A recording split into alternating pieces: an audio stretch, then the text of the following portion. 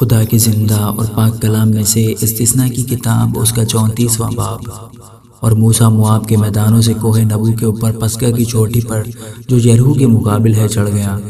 اور خداوند نے جلاد کا سارا ملک، دان تک اور نفتالی کا سارا ملک، اور افرایم اور منسی کا ملک، اور یہودا کا سارا ملک پچھلے سمندر تک، اور جنوب کا ملک، اور وادی یریحو جو خرموں کا شہر ہے، اس کی وادی کا میدان صغر تک اس کو دکھایا۔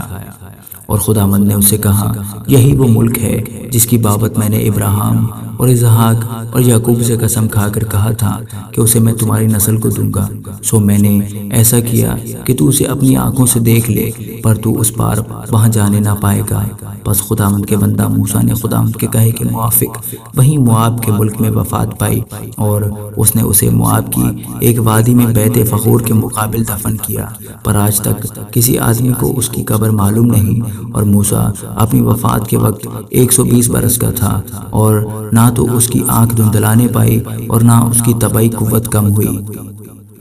اور بنی اسرائیل موسیٰ کے لیے مواب کے میدانوں میں 30 دن تک روتے رہے۔ پھر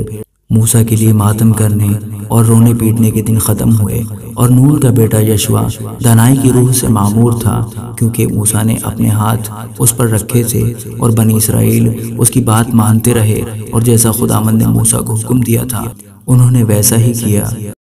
اور اس وقت سے اب تک بنی اسرائیل میں کوئی نبی موسیٰ کی مانند جس سے خداوند نے روبرو باتیں کی نہیں اٹھا،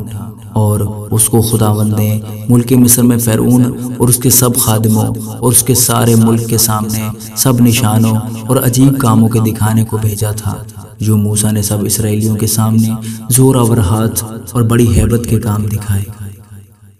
آمین۔